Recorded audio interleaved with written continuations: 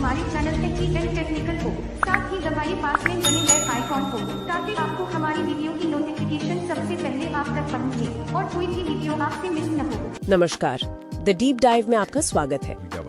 आज हम बात कर रहे हैं पब्लिक वाईफाई की, जो फ्री मिलता है ना अक्सर कैफे में, स्टेशंस पर। बड़ा आसान लगता है कनेक्ट करना, पर क्या ये उतना ही सेफ है? शायद नहीं। हमारे पास एक लेख है जो इसके 3 बड़े खतरों के बारे में बताता है और बचने के तरीके भी। तो इस डीप डाइव का मकसद है इसे आसान भाषा में समझना, ताकि अगली बार जब फ्री वाईफाई दिखे तो हम थोड़ा सावधान रहें। क्योंकि देखिए, एक छोटी सी गलती और आपकी सारी पर्सनल जानकारी वो खतरे में पड़ सकती है। चलिए इसे थोड़ा खोल कर देखते हैं। तो सबसे पहली बात जो लेख कहता है वो ये जो फ्री वाईफाई होता है ना, ये अक्सर सिक्योर नहीं होता। जैसे मॉल में, स्टेशन पर, होटल में भी कई बार बिल्कुल पासवर्ड नहीं होता, या फिर वो एन्क्रिप्शन वो नहीं होता। हाँ, एन्क्रिप्शन की कमी, यही सबसे बड़ी जड़ है। इसका मतलब है कि आपका डेटा वो हवा में खुला पड़ा है। कोई भी जिसे थोड़ी सी भी टेक्निकल नॉलेज हो वो उसे पढ़ सकता है, देख सकता है आप क्या कर रहे हैं। अच्छा, हाँ, ये बिल्कुल बेसिक सिक्योरिटी लेयर का न होना है। अगर कोई सोचे कि चलो रेलवे स्टेशन के फ्री वाईफाई से नेट बैंकिंग कर लूं। नहीं, बिल्कुल नहीं।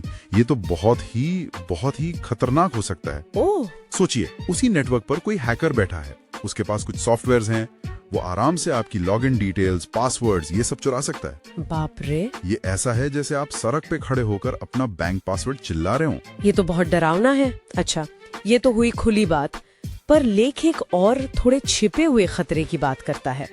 Man in the middle attack, MITM, ये क्या बला है? हाँ, MITM ये थोड़ा कह सकते हैं शातिर तरीका है। इसमें क्या होता है कि हैकर आपके डिवाइस और आप जिस वेबसाइट से कनेक्ट कर रहे हैं, मान लीजिए आपका बैंक या जीमेल, उसके ठीक बीच में बैठ जाता है। एक तरह से वो बीच का आदमी बन जाता है। बीच में? हाँ, तो आप जो भी डेटा भेजते हैं या रिसीव करते हैं वो पहले हैकर के पास से होकर गुजरता है, और हमें पता भी नहीं चलता। नहीं, बिल्कुल नहीं। यही तो इसका खतरा है। यानी अगर मैं पब्लिक वाईफाई पे मान लीजिए इंस्टाग्राम खोल रही हूँ या जीमेल, तो मेरा ID, पासवर्ड वो सब हैकर देख सकता है। हाँ बिल्कुल, संभावना पूरी है, क्योंकि कनेक्शन आपको लगेगा सीधा है, वेबसाइट खुल रही है, सब नॉर्मल है, पर पीछे आपकी जानकारी कॉपी की जा रही है। ये एक तरह से वो भरोसे का डिजिटल मर्डर है। अच्छा, पर आजकल तो वेबसाइट्स HTTPS वाली होती हैं, वो तो सिक्योर होती है ना? हाँ, HTTPS बहुत जरूरी है। वो आपके डेटा के कंटेंट को बचाता है एनक्रिप्ट करके। लेकिन एक स्मार्ट हैकर MITM अटैक से ये शायद फिर भी जान सकता है कि आप कौन सी वेबसाइट पर जा रहे हैं, और कुछ एडवांस केसेस में वो कनेक्शन को डाउनग्रेड करने की कोशिश भी कर सकता है, HTTPS से हटाकर HTTP पर लाने की। ओह, तो 100% सुरक्षा मान लेना, खासकर सेंसिटिव कामों के लिए पब्लिक वाईफाई पर ठीक नहीं है। समझ गए, ओके। और तीसरा खतरा, लेख में नकली वाईफाई नेटवर्क्स का जिक्र है। हाँ, फेक हॉटस्पॉट्स, ये भी बड़ा कॉमन है। इसमें हैकर क्या करता है कि वो अपना खुद का वाईफाई हॉटस्पॉट बनाता है और उसका नाम बिल्कुल असली वाले जैसा रख देता है। जैसे आप किसी कॉफी शॉप में हैं जिसका नाम है कूल कैफे, तो हैकर बना देगा कूल कैफे फ्री वाईफाई या कूल कैफे गेस्ट या कुछ मिलता जुलता। अच्छा, ताकि लोग धोखा खा जाएं। बिल्कुल, लोग जल्दी में होते हैं, देखते हैं फ्री वाईफाई है, नाम जाना पहचाना लगता है और कनेक्ट कर लेते हैं। हाँ, कर लेते हैं। और जैसे ही आप कनेक्ट करके किसी वेबसाइट पे लॉगिन करते हैं या कोई फॉर्म भरते हैं, वो सारी जानकारी सीधे हैकर के पास। उफ, ये असल में लोगों के भरोसे और वो जो मुफ्त की चीज का लालच होता है ना, उसका फायदा उठाना है। ये तो वाकई चिंता की बात है। तो अब सवाल ये है कि भाई आम इंसान करे तो क्या करे, इनसे बचे कैसे?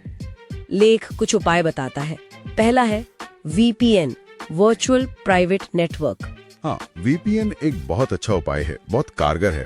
VPN को आप ऐसे समझें कि ये उस पब्लिक वाईफाई के खुले मैदान में आपके एक पर्सनल सिक्योर सुरंग बना देता है। सुरंग? हाँ, एक एनक्रिप्टेड टनल। तो आपका सारा डेटा उस सुरंग से गुजरता है एनक्रिप्ट होकर।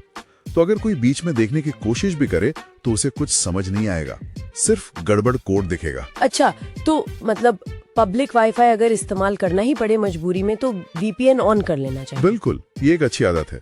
लेकिन यहाँ एक बात जरूरी है। क्या? सारे VPN एक जैसे नहीं होते।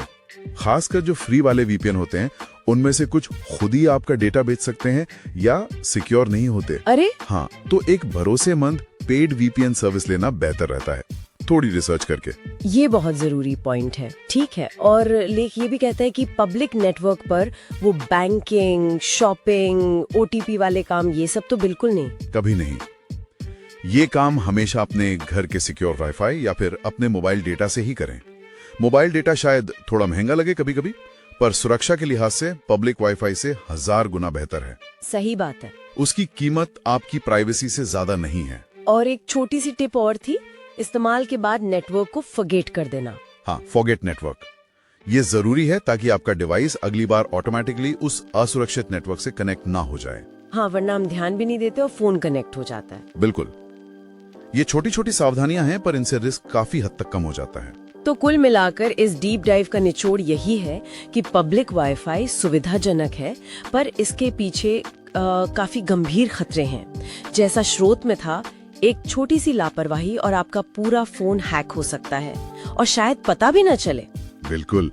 और ये हमें सोचने में मजबूर करता है ना कि अगर हमारी लॉगिन डिटेल्स, पासवर्ड्स वगैरह इतनी आसानी से चोरी हो सकते हैं, तो फिर हमारी जो पर्सनल चैट्स होती हैं या हम कौन कौन सी वेबसाइट देखते हैं, हमारी ब्राउजिंग हैबिट्स, वो सब पब्लिक वाईफाई पर कितना महफूज है? ये एक ऐसा सवाल है जिस पर हम सबको सोचना चाहिए अगली बार वो कनेक्ट बटन दबाने से पहले।